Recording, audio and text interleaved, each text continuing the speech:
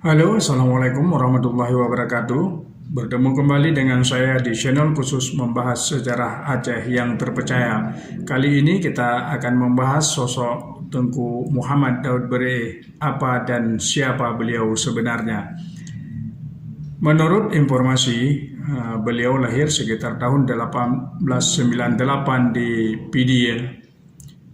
Pendidikan beliau seluruhnya adalah dalam bidang agama. Setelah beliau menyelesaikan pendidikan, beliau mengajar di beberapa madrasah di Pidi, Aceh Utara dan Aceh Selatan pada akhir tahun 1920. Riwayat hidup beliau yang sangat kontroversi.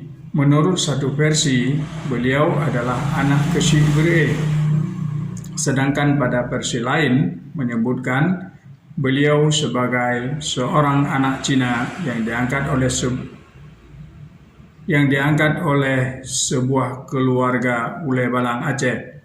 Dengan tubuhnya yang kekar dan kepribadiannya yang terus terang dan keras, Tengku Muhammad Daud Bereh adalah orator yang ulung, barangkali setara dengan Soekarno, kendati pengetahuan tentang bahasa Indonesia tulisan sangat miskin sebab beliau dianggap buta huruf.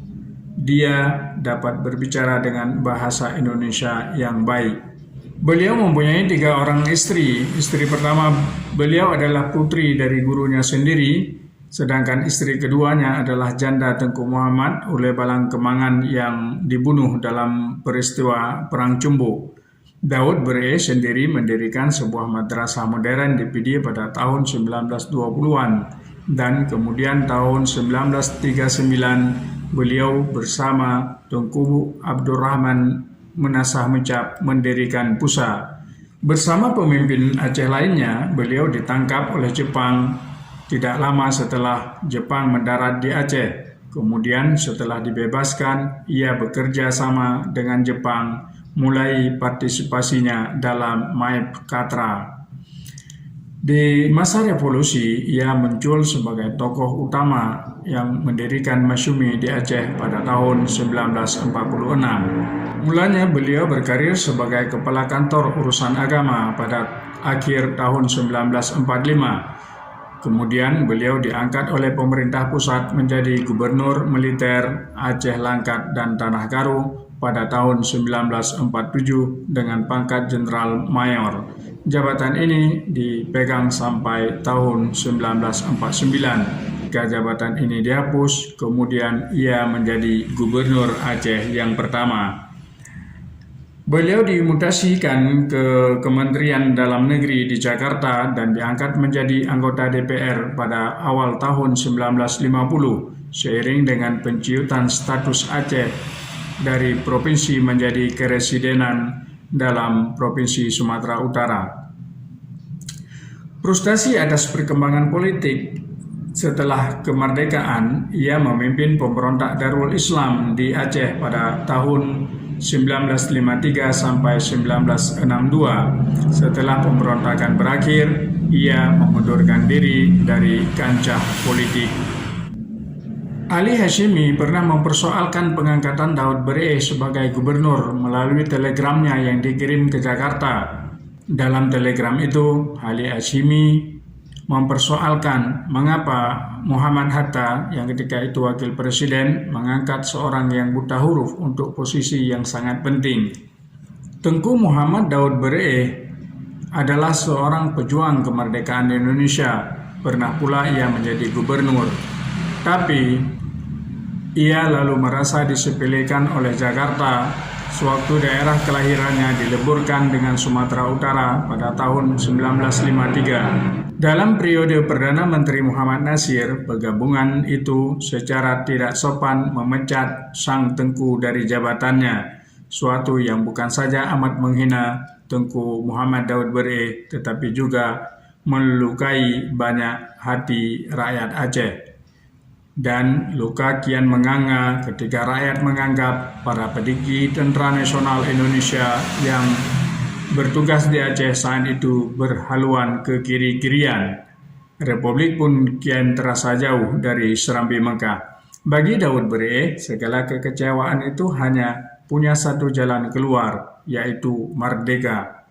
Karena itu, setelah tidak lagi menjabat sebagai gubernur dari Banda Aceh, ia balik ke kampungnya di Usi, Pidi, Kecamatan Berenun.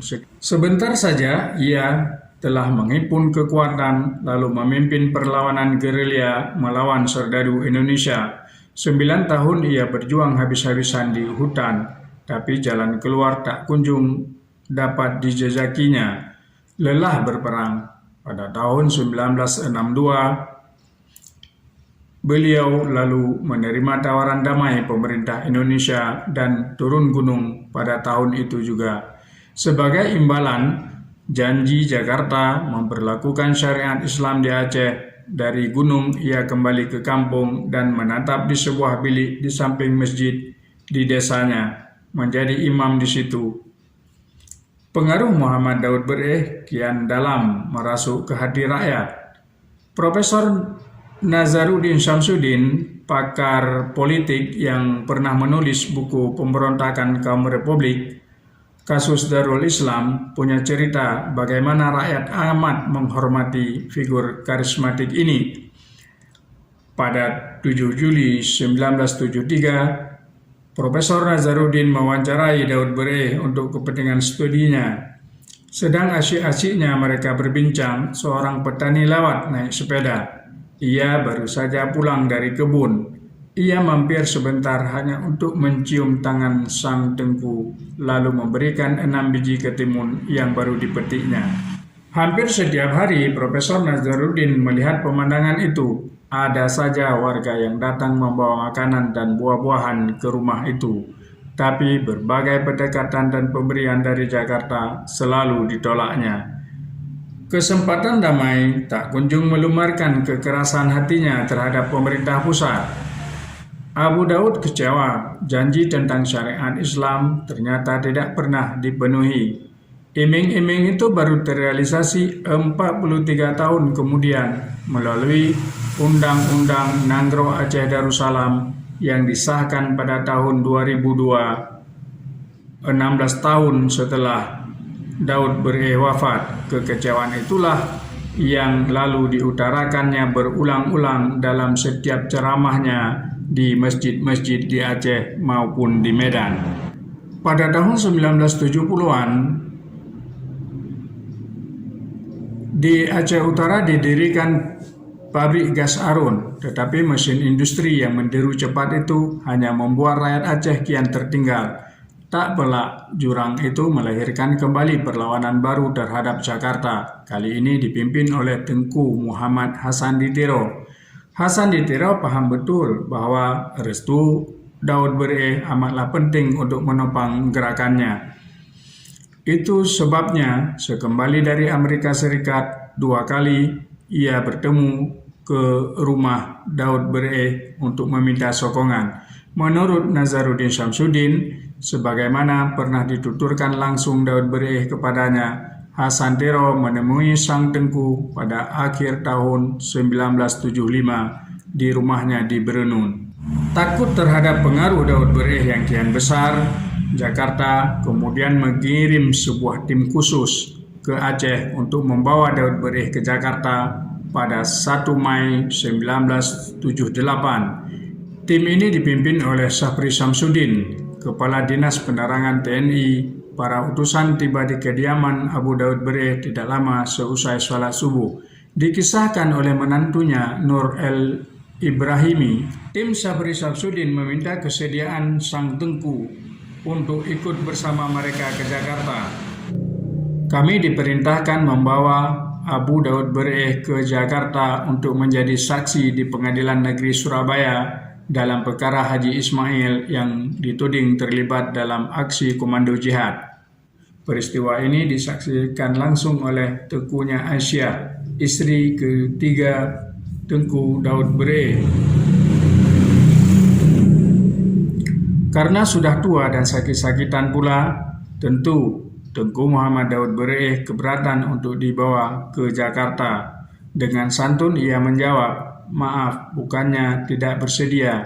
Saya ini sudah uzur. Saya mau bersaksi di sini saja." Masih menurut Nur Ibrahimi, Mereka lalu memegang kaki dan tangan Daud Bereh. Salah satunya sigap menyuntik obat bius. Tapi karena sang tengku keras memberontak, jarum suntik pun patah. Darah berceceran dan membasahi baju Abu Daud Bereh. Daud Bereh yang sudah terkulai lemas lalu dilarikan dengan jeep menuju helikopter yang sudah disiagakan. Ia pun dibawa ke Medan lalu ke Jakarta. Safri Syamsuddin mengakui memang dialah yang memimpin tim untuk mengambil Daud Bereh. Saat itu perlawanan gerilyawan Hasantiro memang telah merasuki sebagian rakyat Aceh. Dari hutan, mereka gencar menyerang sejumlah fasilitas pemerintah dan perusahaan asing yang beroperasi di Aceh. Pada awal 1978 misalnya, pasukan Tiro bahkan berhasil menerobos masuk ke pabrik LNG Arun. Serangan itu menewaskan seorang pekerja warga Amerika. Namun, menurut Nur Ibrahimi, ketakutan pemerintah pusat itu kelewat berlebihan. Menurut dia, Abu Daud Bereh tidak pernah sepenuhnya menyetujui gerakan kemerdekaan versi Hasantiro. Sebaiknya GAM ini bersifat sekuler dan mesti kurang islami. Di Jakarta, mulanya Abu Daud Bereh tinggal di rumah menantunya, Muhammadiyah Haji, di Jalan Tomang, Jakarta Barat. Tetapi tak beberapa lama kemudian, pemerintah lalu mengontrak sebuah rumah persis di samping kediaman sang menantu. Bangunannya besar, megah, kemudian Abu Daud Bereh harus menetap seorang diri. Keperluan ia makan diurus oleh anak dan menantunya. Di Jakarta, ruang gerak Daud Bereh jelas tak lagi leluasa. Aparat keamanan terus mengintainya. Pemerintah cemas, siapa tahu di antara tetamu itu menyusup seorang gerilyawan Aceh. Aparat intel, baik dari kepolisian maupun militer, saban hari menguasai rumah kontrakan di Tomang itu.